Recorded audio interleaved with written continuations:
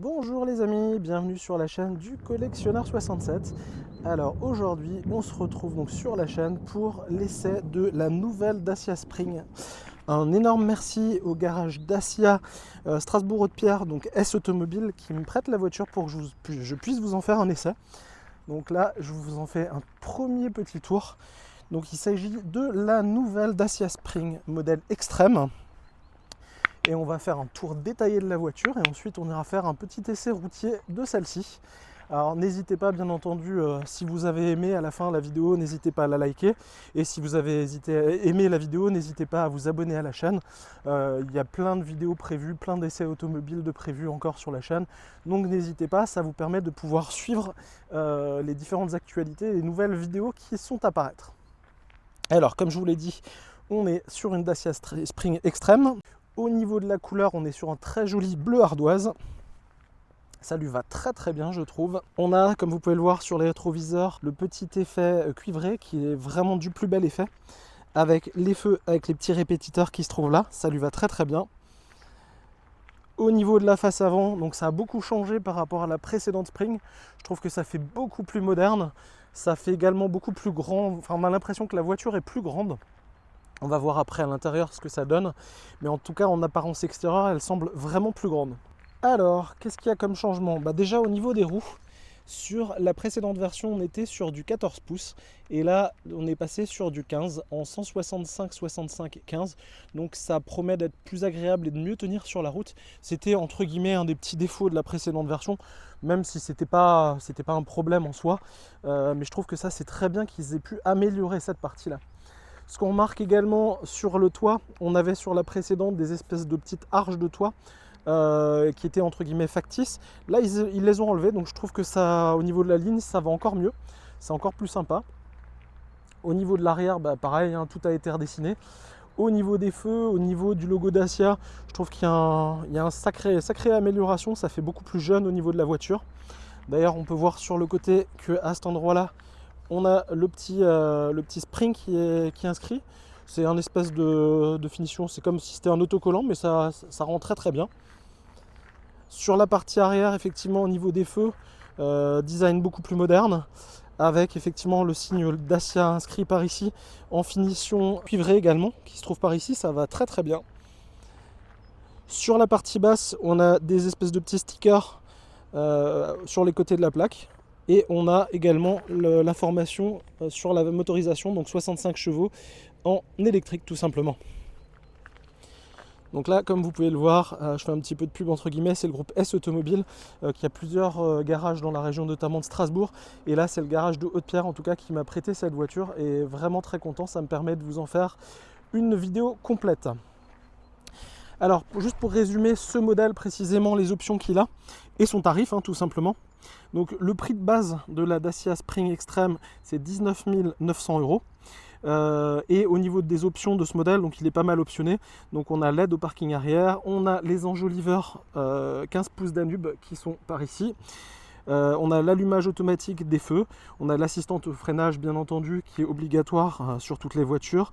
On a une caméra de recul, on a au niveau de la climatisation, on verra tout à l'heure, une clim manuelle, direction assistée bien entendu. On a au niveau navigation, on a la partie média nav en 10,1 pouces, on a un régulateur et un limitateur de vitesse, donc ça pas mal en plus par rapport à la version précédente qui n'avait qu'un limitateur, donc là limitateur et régulateur. Et qu'est-ce qu'on a en plus? On a la peinture bleue qui lui va vraiment très très bien. Donc ça c'est une option, le bleu ardoise, c'est une option à 550 €. On a également, pour finir, et ça c'est indispensable pour moi, on a le chargeur combo DC 30 kW qui est une option sur cette voiture. Et là, fourni avec cette voiture, si vous la prenez telle qu'elle, il y a le câble de rechargement type 2 qui est fourni également. Et du coup on arrive sur une voiture qui coûte 21 210 €. Donc on reste quand même sur un prix assez modéré. Alors ça a quand même bien évolué par rapport aux premières versions de la Spring, mais je trouve que c'est encore tout à fait raisonnable pour une petite voiture électrique qui ne consomme pas grand chose, qui se recharge vite, qui fonctionne vraiment très très bien avec son petit moteur de 65 chevaux. Allez, sans plus attendre, je vous propose, on va ouvrir déjà le capot moteur et on va pouvoir y voir les différences par rapport à la précédente version. Donc on verra la partie intérieure par la suite. Donc là, comme sur la précédente version, on a pour ouvrir la prise et pour ouvrir le capot moteur. Alors on va ouvrir les deux, comme ça je vais pouvoir vous montrer. Vous avez entendu également un petit son d'ambiance quand on rentre dans la voiture, ça c'est plutôt pas mal. Donc au niveau du rechargement, c'est comme sur la précédente version. Alors au niveau du logo, ils ont quand même un petit peu changé. C'est un peu plus grand que sur la version précédente. Les feux ont été complètement redessinés sur l'avant et ça la rend vraiment très très moderne. Donc si on ouvre par ici, on a le double chargeur, donc le classique, et si on enlève cette partie là, le combo CCS en 30 kW. Donc ça c'est pour moi indispensable si vous voulez recharger rapidement votre voiture. Pour cette partie là, on est bon. On va ouvrir le capot.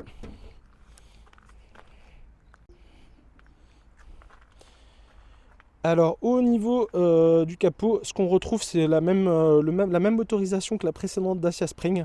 Donc c'est le moteur de 65 chevaux, mais sur une voiture qui fait moins d'une tonne, ça fonctionne parfaitement. Donc on a la partie batterie, là on a la partie moteur, voilà. Donc là on a la partie liquide de lave-glace. On a tous les différents équipements. Alors je crois, si je dis pas de bêtises, qu'il est possible de mettre un frunk en option dans le coffre pour gagner un petit peu de place, notamment pour ranger tout ce qui est câblage. Voilà pour cette partie capot moteur. On va passer maintenant au coffre. Je vais vous montrer l'espace qu'il y a dans le coffre.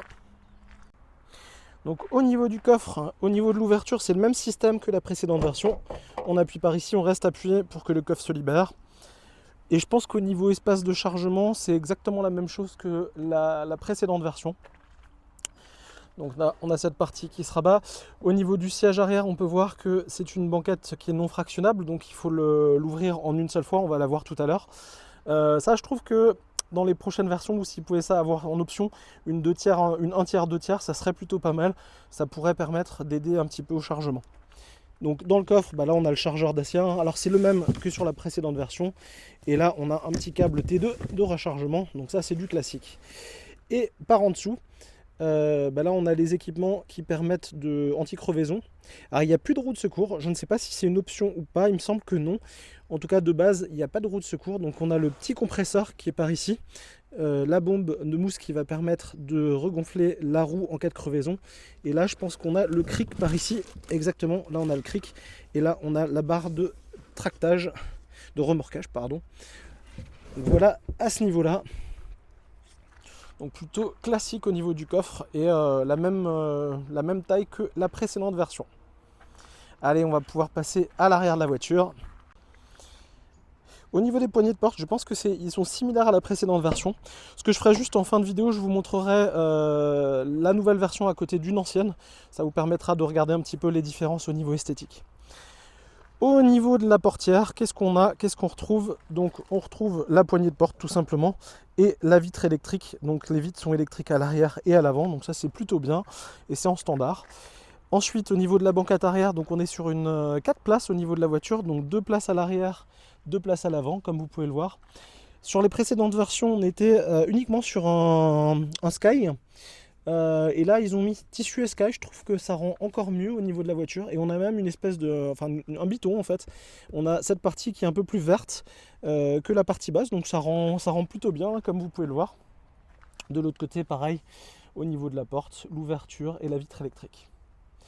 Et je vous propose de passer maintenant sur le côté passager.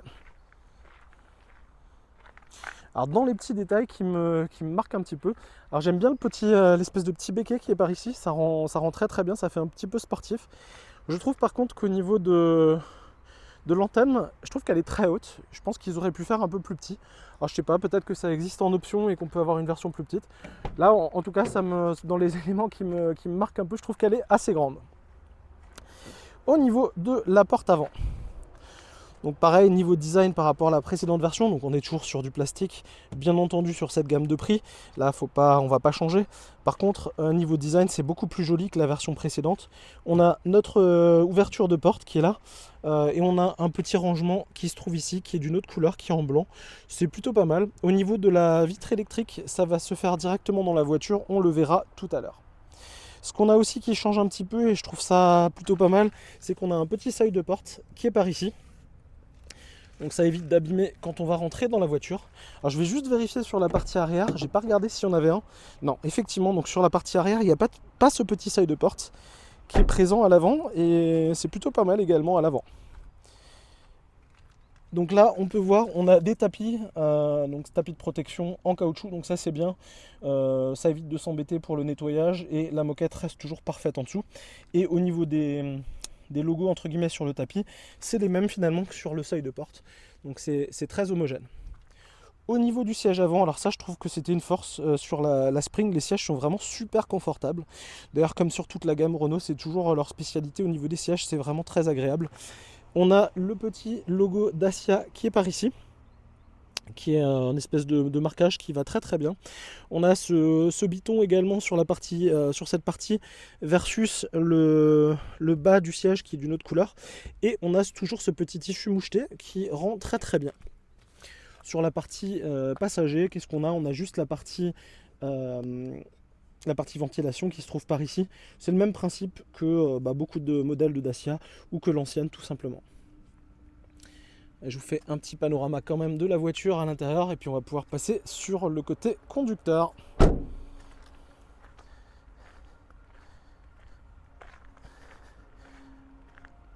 Et donc la partie qui nous intéresse le plus, la partie conducteur. Donc au niveau de la porte, c'est la même chose. Tiens, j'en profite, je vous montre. Je me suis installé à côté du Zénith de Strasbourg. Donc là, on est relativement tranquille pour faire notre petite vidéo. Il y a juste quelques bruits de fond d'autoroute, mais ça devrait passer sur la vidéo. Donc au niveau de l'intérieur de la voiture, voilà ce que ça donne. Donc au niveau du volant, ça a complètement été revu, beaucoup plus moderne que le précédent. On va s'installer à bord, on va regarder ce qui s'y trouve.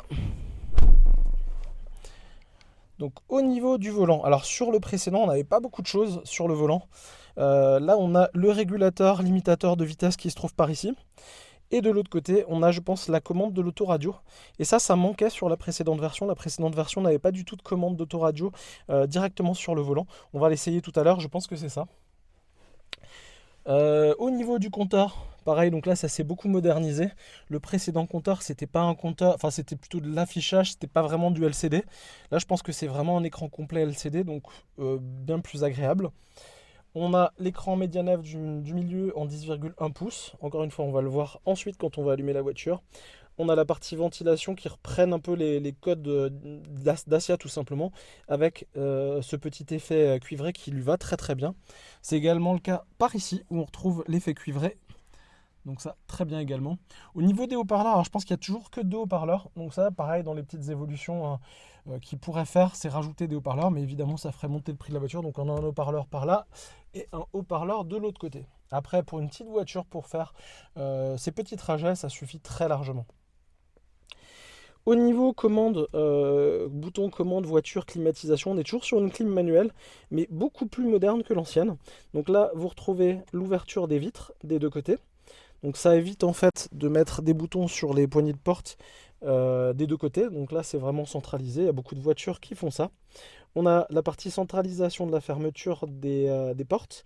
On a le blocage des vitres, ça c'est pour bloquer, alors je pense plutôt les vitres à l'arrière, qui se trouve par ici. Cette partie là, je sais pas, on va l'essayer tout à l'heure.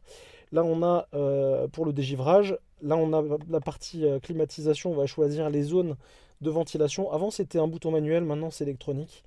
On a la partie climatisation et la partie, ça c'est climatisation pour faire tourner l'air à l'intérieur de la voiture. On a par ici 2 ports USB-C, donc ça bien pratique pour y brancher votre téléphone, pour charger votre téléphone.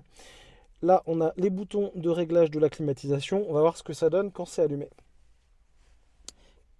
Là par ici, je ne sais pas ce que c'est. Là on a un petit haut-parleur qui est caché ici, je pense que c'est un petit haut-parleur pour le bruit de la voiture électrique. Là par ici on a l'allume-cigare. Et on a au milieu le petit levier de vitesse. Donc je vais essayer de vous le filmer de plus près. Donc on a la marche arrière, le neutre et la partie drive qui est par ici. Et on retrouve par là le frein à main. Donc un frein à main mécanique encore. Donc ça très bien également. Allez, je vais vous montrer la clé. Donc la clé, pas de gros changement par rapport à la précédente version, on est exactement sur le même modèle de clé, siglé Dacia à l'arrière, avec fermeture, ouverture et ouverture du coffre. Alors ça n'existait pas sur la précédente version. Je vais d'ailleurs l'essayer tout de suite. Allez, on se remet dehors. Donc la précédente version n'avait pas d'ouverture automatique du coffre. Ah ok, là c'est uniquement si vous souhaitez, quand vous avez la voiture verrouillée, ça ouvre pas le coffre. Alors évidemment il n'y a pas de vérin qui ouvre le coffre, mais ça permet juste de déverrouiller le coffre en appuyant sur ce bouton. Allez, je me remets à l'intérieur. Donc on a toujours une clé physique qui s'insère par ici.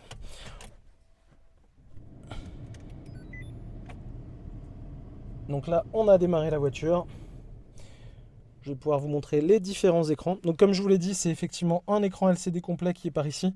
Donc ça c'est beaucoup plus agréable que sur la précédente version.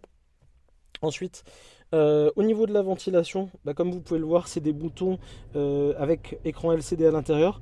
Donc là on va régler la ventilation. Donc c'est vraiment du plus bel effet avec cet effet aluminium qui va très bien. Et là on va régler tout simplement soit du chaud soit du froid. Donc ça reste une clim manuelle, mais je trouve qu'elle est très bien dessinée. Au niveau des boutons ça va bien. Et du coup ça marche, c'est tout électronique, hein, donc c'est très très bien. Là on va pouvoir régler les différentes zones à refroidir.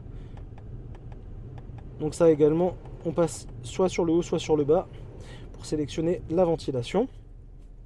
Et là je voulais juste regarder ce bouton que je ne sais pas à quoi il sert. Alors c'est... Je vais appuyer dessus. My Safety All. Alors je ne sais pas exactement, je verrai plus tard à quoi il sert ce petit bouton. Ou je demanderai au commercial chez Dacia. On va voir ce que ça donne. Au niveau donc de l'écran, là on a la ceinture qui n'est pas attachée. Donc je vais commencer par attacher la ceinture. Ça va nous enlever cet avertissement. Alors là on peut s'apercevoir, je pense que les pneus, donc la voiture est neuve, les pneus sont a priori pas totalement gonflés. On a au niveau de l'autonomie de la batterie, on a les informations qui se trouvent par ici. Donc au niveau de l'autonomie, donc si on est sur un cycle mix WLTP, on est à 225 km, 305 km en cycle urbain. J'avais oublié de vous le préciser, au niveau du volume du coffre, on est sur un coffre de 308 litres. Et au niveau de la puissance moteur, je l'ai dit tout à l'heure, on est sur 65 chevaux. Et au niveau de la batterie, donc on est exactement sur la même capacité batterie que la précédente, donc on est sur une batterie de 26,8 kWh. Donc là, comme on peut le voir au niveau du compteur, donc on a le mode Eco, Power ou Charge. Alors on a le petit bouton Eco, comme la précédente version qui se situe ici, qui va pouvoir... Alors là, quand j'appuie là, ça met le petit bouton là. Ça va limiter tout simplement le pourcentage, au niveau de la puissance délivrée sur la voiture. Et on va gagner une quinzaine, je pense, de kilomètres sur un plein. Donc ça, c'est plutôt pas mal, mais on perd quand même pas mal en puissance. Après, effectivement, on voit, selon si on appuie fort ou moins, la partie power ou la partie charge. On voit également qu'il faut appuyer sur la partie neutre, sur la partie embrayage qui est par ici, si on veut changer les vitesses. Donc là, par défaut, on est sur neutre. On peut mettre sur drive par ici, ou la marche arrière par ici. Au niveau de la marche arrière, ça me permet de vous montrer. Donc on a une caméra de recul qui est par ici. Et ce qui est bien également par rapport à la précédente version, c'est qu'on a les lignes qui se tracent quand on tourne tout simplement. Donc là, je vais juste vous le montrer.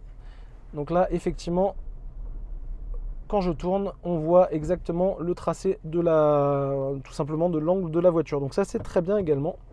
Bonne petite amélioration. On a également les capteurs de recul à l'arrière de la voiture qui vont nous dire les limites pour ne pas toucher les voitures derrière. Donc ça, très bien également. Ensuite, au niveau de l'autoradio, si on s'y retrouve par ici, donc c'est au niveau design beaucoup plus sympa que la précédente version. On est là sur la partie home. Alors je pense que le petit haut-parleur, qu'on a là, c'est le petit haut-parleur qui fait les petits sons et les petits bips de la voiture, tout simplement. Donc là, on a bien entendu du DAB. Donc au niveau du son, ça va être très correct au niveau de l'autoradio. On peut associer son téléphone en Bluetooth. On a directement la partie Android Auto et Apple CarPlay qu'on retrouve par ici. Là, on a les différentes informations et configurations de la voiture. Donc la partie énergie, la partie batterie. Donc là, autonomie de la batterie, on est à 89%, comme vous pouvez le voir. Et là, on a la partie avertisseur sonore piéton à l'extérieur qu'on peut régler. Ensuite, on a les aides à la conduite. Donc là, on va pouvoir les désactiver ou les laisser actifs. Donc le My Safety, donc c'est ce bouton qui est là. En fait, tout simplement, j'ai compris à quoi il servait. Il active l'intégralité des aides sur la voiture quand on l'active. Donc là, c'est le My Safety All On. Donc tout est actif parce que j'ai appuyé sur le bouton. Donc bien entendu, c'est un écran tactile. Il est plus réactif que le précédent. Donc ça, c'est très bien également.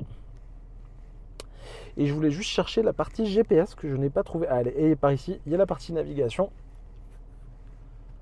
Donc là, je pense que c'est la première fois qu'on lance la partie navigation sur cette voiture. En attendant, le temps qu'il se lance, donc je vous montre juste la partie haute. Donc on a le rétroviseur, donc c'est pas un rétro électrochrome. On a réglage jour-nuit qui est par ici. On a par ici l'avertisseur au niveau de l'airbag passager, s'il est actif ou pas. Et on a sur la partie haute, la partie SOS en cas d'accident. Là, on a tout simplement la petite lampe. Par ici, on a, je pense que c'est le haut-parleur, le micro pardon, pour le Bluetooth. Du coup, le GPS s'est lancé. Donc là, il va falloir tout lire et l'accepter. Conduisez prudemment. Donc là, j'ai fini la config.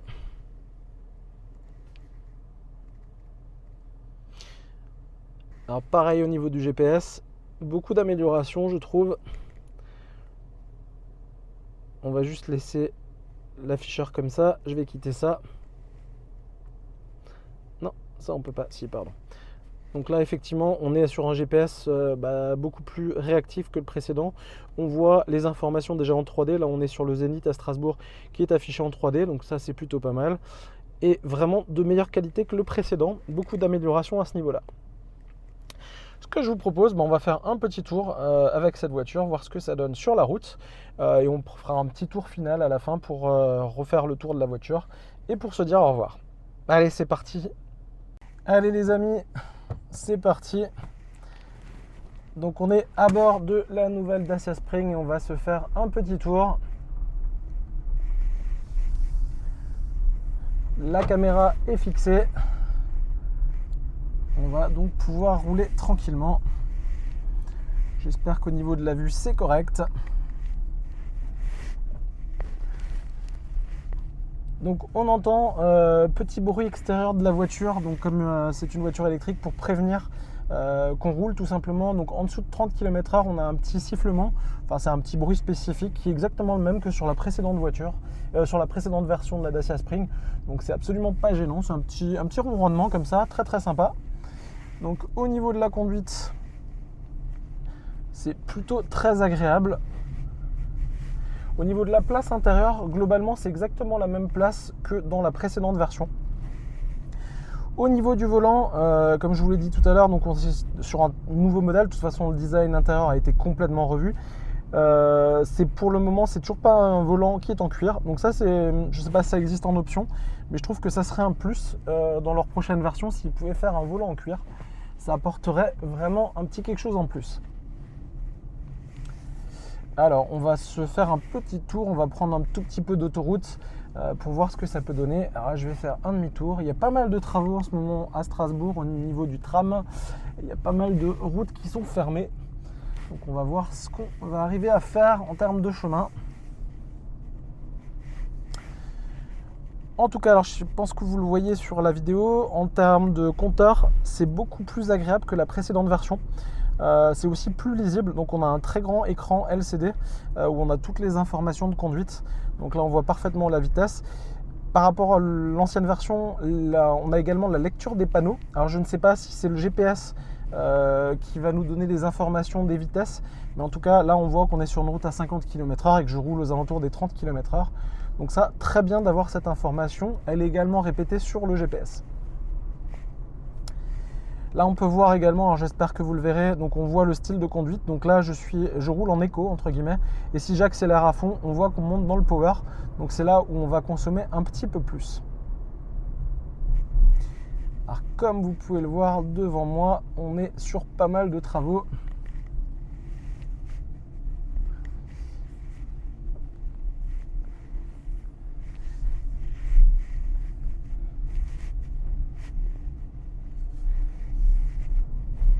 En tout cas, ça nous permet de faire notre petit essai entre guillemets en ville.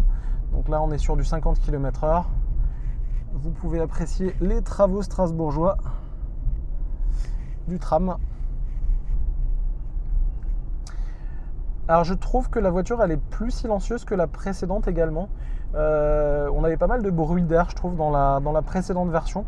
Beaucoup de personnes ont rajouté des joints également sur les portes pour effacer ce petit défaut. Et là j'ai l'impression que c'est beaucoup plus silencieux, donc ça c'est également dans les améliorations notables de la voiture. Elle est vraiment très agréable à rouler. Le petit moteur de 65 chevaux ça suffit très très amplement pour des trajets en ville ou pour aller un tout petit peu sur autoroute. Évidemment, on ne va pas faire 1000 ou 2000 km avec, enfin, quoi que ça se fait, mais c'est quand même une voiture qui est plus destinée à de la ville et ça lui va très très bien. Alors là, on est à l'arrêt, donc j'en profite pour vous montrer un petit peu l'intérieur. Donc on est sur du plastique, mais vraiment la finition est en une très nette progression par rapport à la précédente. Là, au niveau du compteur, la vue dans les rétroviseurs est très bonne. La voiture est très compacte. Pareil, pour le rétro central, on voit très bien à l'arrière. Très peu d'angle mort dans la voiture, donc ça, agréable également. Quelque chose d'assez appréciable également au niveau des ceintures. Les ceintures sont réglables en hauteur. Et ça, il y a pas mal de voitures, même sur des gammes bien plus hautes, où les sièges ne sont pas, enfin les ceintures ne sont pas réglables. Donc ça, c'est un sacré point positif également. Allez, je vais reposer la caméra pour la suite. Alors, il y a une petite info que je ne vous ai pas donnée au niveau de l'autoradio. Alors, je vais reprendre la caméra. Info très intéressante. Alors, je parlais tout à l'heure de l'autoradio et des commandes potentiellement au volant. Alors, c'est pas du tout ça. En fait, comme vous pouvez le voir sur le côté, et je ne l'avais pas vu tout de suite, donc je vous filme ça, on a tout simplement des commandes qui sont par ici pour l'autoradio, avec le volume, la source, etc. Donc comme beaucoup de Renault finalement, et ça vraiment très très grosse amélioration. Donc là je vous montre juste. Donc effectivement on peut tout régler directement. On peut couper le son. Enfin là on a on a vraiment un commodo dédié à la commande au volant de l'autoradio, et ça c'est une très très grosse amélioration par rapport à la précédente version. Du coup, qu'est-ce qu'on a sur cette partie-là? Je vais juste appuyer un petit peu sur les boutons, on va voir ce que ça donne. Alors, en fait, on change tout simplement avec cette partie-là, on change au niveau de l'affichage, le type d'affichage qu'on a. Donc là, je suis dans la première position, on a cette partie-là comme ça, où là on voit la charge Eco, Normal ou Power, ou la troisième position où on voit vraiment que la partie vitesse. Donc on peut régler les différents modes.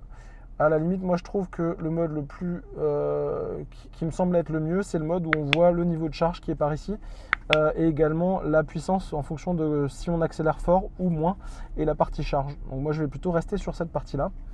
Sur le volant, on a également cette partie. Donc là, on a un éco-moniteur qui s'affiche.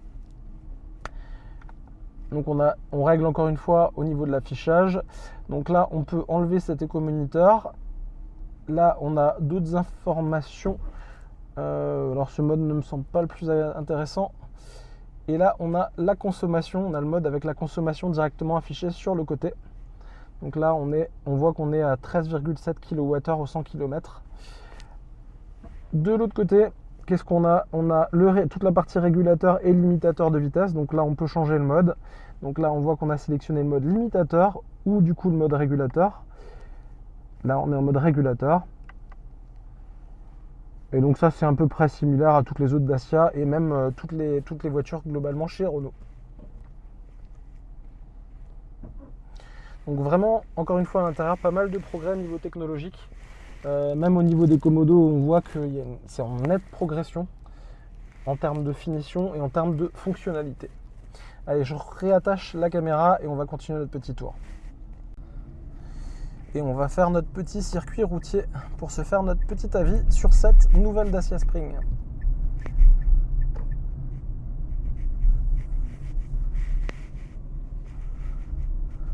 Donc là, effectivement, on voit bien la vitesse des panneaux à 30 et on est bien à 30. Au niveau du mode, donc là, on va mettre le limitateur. Et je vais me fixer à 30 km/h au niveau du limitateur. Et là, on est vraiment tranquille. impossible de dépasser la vitesse. Vous voyez qu'au niveau des radars, on est bon. Et là, bien entendu, à 30 km/h, on est en mode éco.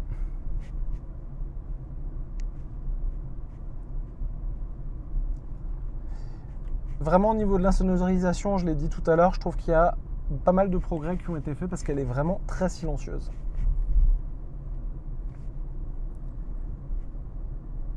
Donc là, ce qui est bien avec notre petit circuit, c'est qu'on va passer, on va faire un peu de ville. On va faire une toute petite partie autoroute. Comme ça, on va pouvoir tester une petite accélération, voir ce que ça donne. Et ça permettra de faire notre essai complet de la voiture. Alors ça, les différences de pas mal de voitures, enfin c'est différent selon les voitures. Quand on est en mode drive, quand on s'arrête, la voiture, si on lâche l'embrayage, la voiture redémarre directement. Donc il y a un certain nombre de voitures où elle s'arrête carrément et il faut réaccélérer pour repartir, mais là elle repart directement la voiture. Au niveau du volant, on l'a vraiment très très bien en main. Il est agréable, il tombe vraiment sous les mains, donc ça c'est très bien. Donc là on est toujours a priori dans une zone 30 km/h.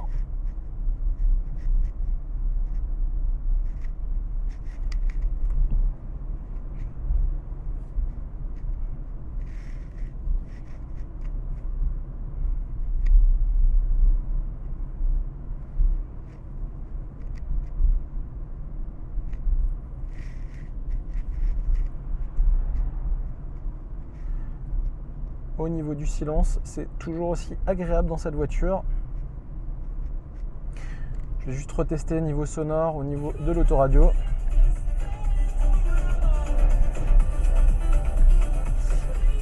Alors comme je vous l'ai dit, on est toujours sur les deux petits haut-parleurs par ici et par là-bas. Très honnêtement, ils font le job.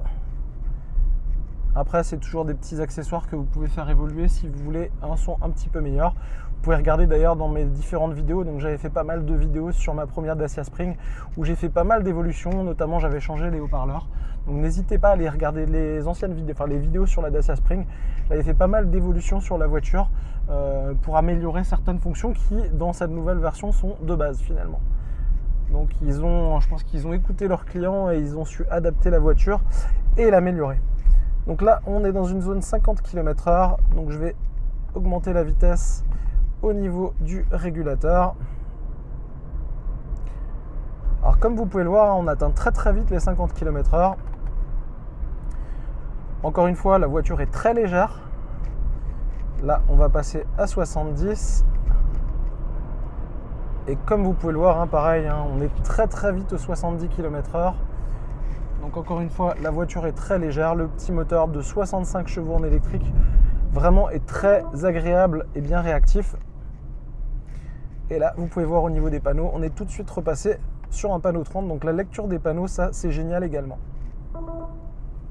Et là, on est tout de suite averti. J'étais à 33 à la place de 30. On est tout de suite averti en cas de dépassement. Il y a le petit bip sonore. Je pense que ça, c'est configurable directement dans la voiture si vous souhaitez le désactiver.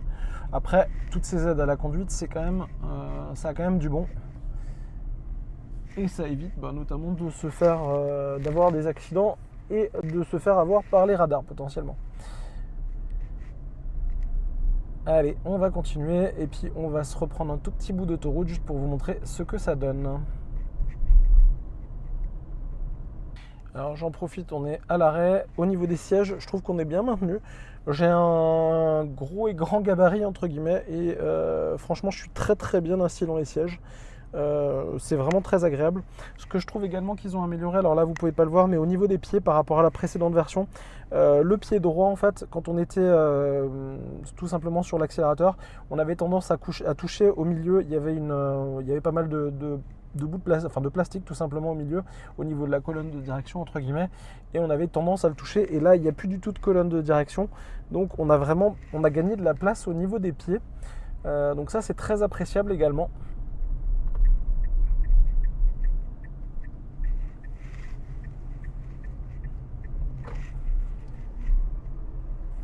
Donc là, on est sur du 50.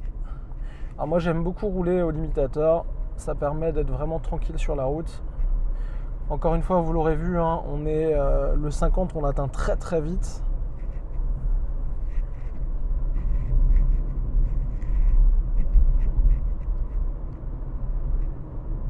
Au niveau de la direction, elle est vraiment très douce. Donc ça pareil, idéal pour la ville. Le freinage, comme vous avez pu l'apprécier, est très bon également.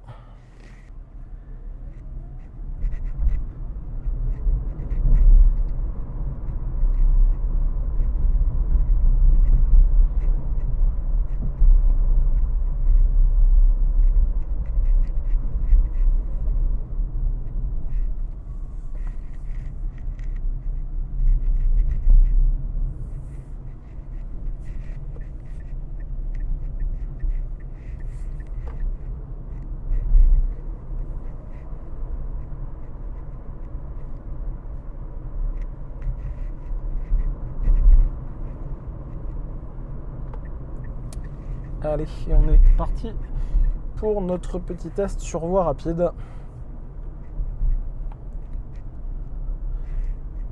Donc on va se fixer à 90 km/h.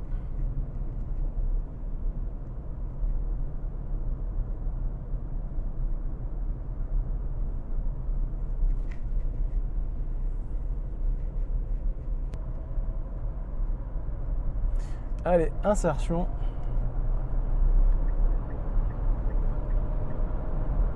Et là, comme vous pouvez le voir, je suis déjà à 90, tout simplement. Donc vraiment, en termes d'insertion sur une voie rapide, ça se fait sans problème.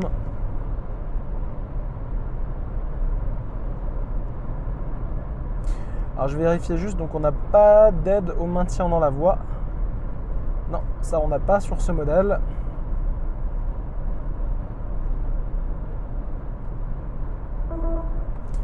Donc là, on passe à 70. On se remet au régulateur. Alors je vais tester le limitateur. Je vais tester le régulateur. Là j'étais en limitateur. Donc régulateur. On se met à 70. Je vais juste en profiter, mais je pense pas qu'il est adaptatif. On va juste voir si on se rapproche d'une voiture, si le régulateur peut s'adapter.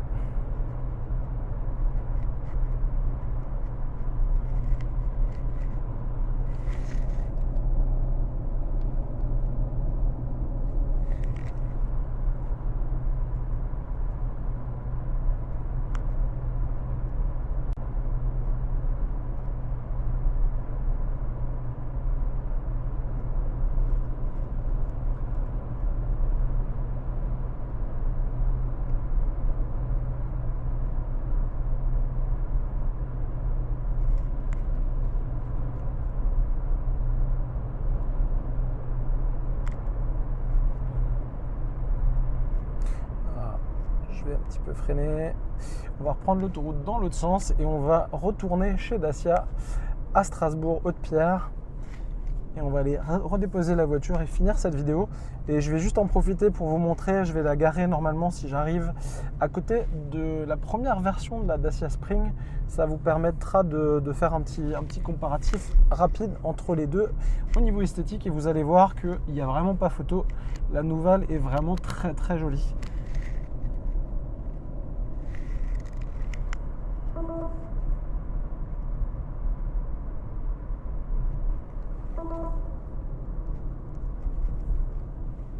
Donc là, ça va nous permettre de refaire une petite accélération sur l'entrée d'autoroute.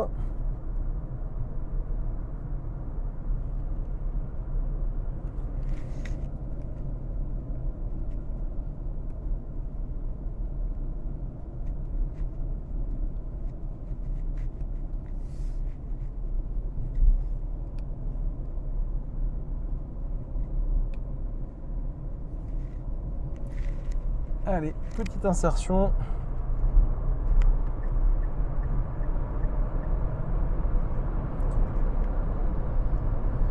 Et voilà, donc comme vous l'avez vu, déjà 90 atteint. Je vais me remettre sur le limitateur.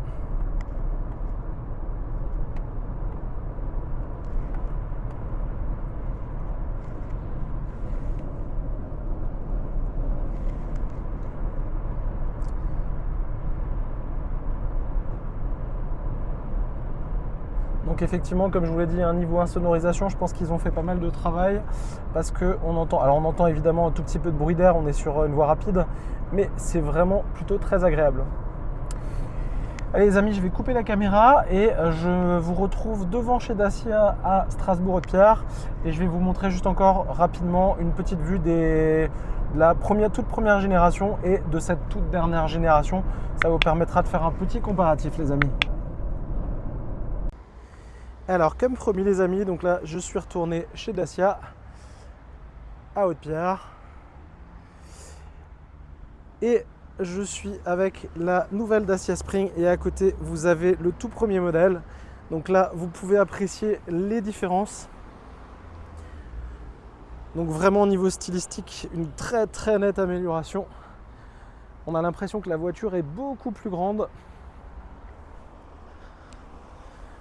Je vous refais le tour à l'arrière pour vous montrer.